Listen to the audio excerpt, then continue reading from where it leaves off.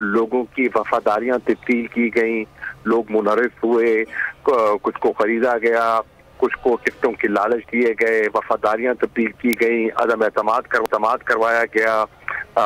फिर आप देख रहे हैं सारी मदाखलत जिस तरह से हुई आपके सामने है। उसके बाद किस तरह पंजाब हुकूमत पर वार किया गया, किस तरह उसको हटाया गया, हमला को मुसल्लत किया गया। फिर आपने देखा कि अवाम ने 17 जुलाई को अपने वोट की ताकत से उस मंसूबे को नाकाम किया। लेकिन आपने देखा कि फिर किस तरह कौमी असेंबली में कानून साजी की गई, नैब के कानून में 37 तरामीम की गई, नैब के इदारे को बेइज्जत किया गया, बेमानी करके रख दिया गया, और जो करप्शन के केसेस हैं उनको दफन करना इस प्लान का, इस अरेंजमेंट का हिस्सा था। और ये सब हजरात जो इकट्ठे हुए हैं पीपल्स पार्टी और नून लीग में, कोई सियासी हमाहंगी तो है नहीं, इनका नजरिया तो मिलता नहीं है, इनका ये मफाद था। नैब के कानून को और केसेस को खत्म करना ये इनकी मुश्तरका जरूरत थी, तो उसके तहत इन्होंने मिलकर कानून साजी की। और फिर आपने देखा कि इसके बाद दीगर केसेस खत्म होने शुरू हो गए, बरी होने शुरू हो गए, मरियम बरी हो गई, पासपोर्ट मिल गया, रवाना हो गई। आज हमजा और शहबाज शरीफ साहब जो हैं वो बरी उल जिम्मा हो गए, बिल्कुल दूध से धुलकर साफ हो गए।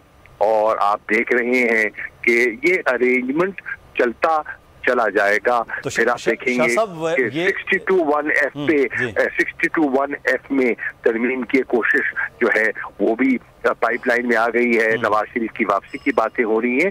तो ये पूरा एक स्कीम ऑफ थिंग्स है जो लोगों के सामने बतदरीज अनफोल्ड हो रही है, और इमरान खान इसका जिक्र बारहा कर चुके थे और कर रहे हैं। सही, लेकिन शाह साहब अभी जो है वो बाइज्जत वो कह रहे हैं हम तो बरी हो जाएंगे, तो फिर इसका बरी होने का समझते नहीं कि उनके लिए फ़ायदामंद होगा, या आपके लिए फ़ायदामंद है कि उनके बरी होने का, क्योंकि अब 3 दिन के बाद तो इलेक्शन भी होने जा रहे हैं।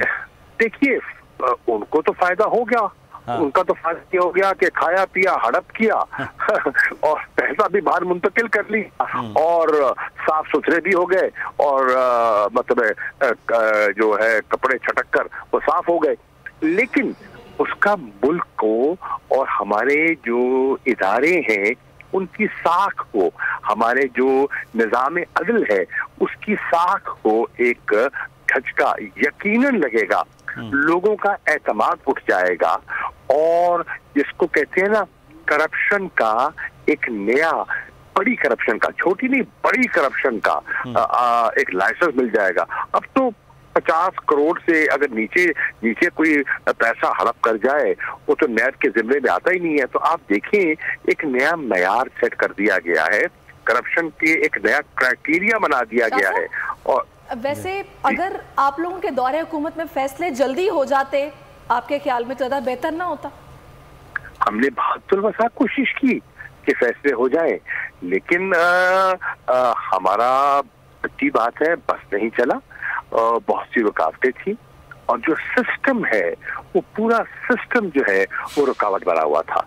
इमरान खान ने बहुत कोशिश की कि करप्ट एलिमेंट को हाथ डाला जाए और करप्शन फ्री पाकिस्तान की बुनियाद रखी जाए, लेकिन आपका जो स्टेटस को है उसने उसकी इजाजत नहीं दी। और इसलिए आज इमरान खान भी कह रहे हैं और हम भी कह रहे हैं कि देखिए तन्हा इमरान खान, तन्हा तहरीक इंसाफ करप्शन का मुकाबला नहीं कर सकती। आप कानून साजी कर भी ले तो नहीं कर सकती, आपको अवाम को निकलना होगा, अवाम को इस करप्ट एलिमेंट के खिलाफ आवाज बुलंद करनी होगी। और एक वाज़ेह जो उसका पैगाम आप दे सकती अवाम वो है कि इनको मुस्तरद करे अपने वोट की ताकत से।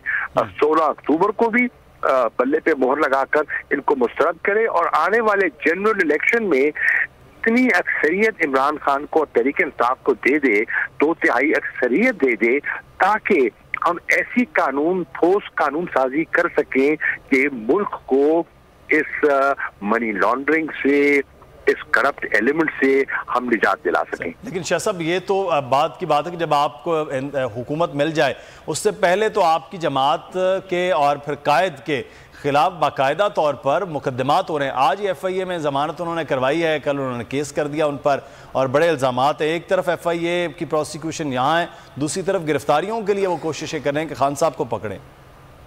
देखिए, ये तो उसी मैं कर रहा हूँ ना, ये उसी अरेंजमेंट का हिस्सा है कि तहरीक इंसाफ को दबाव में लाया जाए, वफादारियां तब्दील करवाई जाए। कुछ लालच से बिकते हैं और कुछ खौफ में मुब्तला हो जाते हैं और ये दबाव का सिलसिला बतदरीज बढ़ाया जा रहा है। तो ये तो एक सियासी, जिसे कहते हैं ना, सियासी इंतकामी कार्रवाई है। जिस तरह केसेस बनाए जा रहे हैं, मन गढ़ंत किस्म के केसेस बनाए जा रहे हैं जिनका कोई जवाब नहीं है, वो केसेस बनाए जा रहे हैं बुनियादी तौर पर एक नफ्सियाती दबाव डालने के लिए। अभी देखिए, हमने कोई तारीख का ऐलान नहीं किया, पूरे इस्लामाबाद को कंटेनर सिटी में कन्वर्ट कर दिया गया है, जगह जगह कंटेनर लगा दिए हैं, वहां के लोगों की जिंदगी जो है वो मुतासर कर दी है।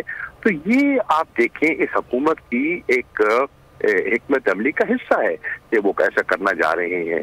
लेकिन पाकिस्तान के जो बाशऊर लोग हैं, पाकिस्तान की जो आवाम है, वो एक एक चीज को देख रही है और इस अरेंजमेंट को वो भांप चुकी है।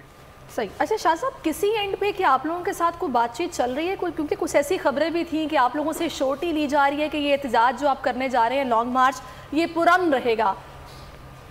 हमने कभी तशद्दुद की सियासत को अपनाया ही नहीं है। हमारे जितने मार्चेस हुए हैं वो पुरअमन हुए। आप देखिए, 9 अप्रैल हुकूमत जाती है और उसके बाद इमरान खान का आज जो जलसा है, ये 55 जलसे हो जाएंगे उनके। कहीं आपने देखा नुक्से अमन पैदा होता हुआ? कहीं आपने तोड़फोड़ देखी? कहीं आपने कोई फसाद देखा? ये हमारी सियासत नहीं है। हम इस्लामाबाद गए, हम 126 दिन जब धरने में बैठे रहे, जमला नहीं टूटा। हमारी सियासत तशद्दुद की सियासत नहीं है। हम पुरअमन रहे और रहेंगे। ये हमारा पुरअमन एहतजाज हमारा आईनी हक है। कानून के दायरे के अंदर रहते हुए अपना एहतजाज रिकॉर्ड करवाना, ये हमारा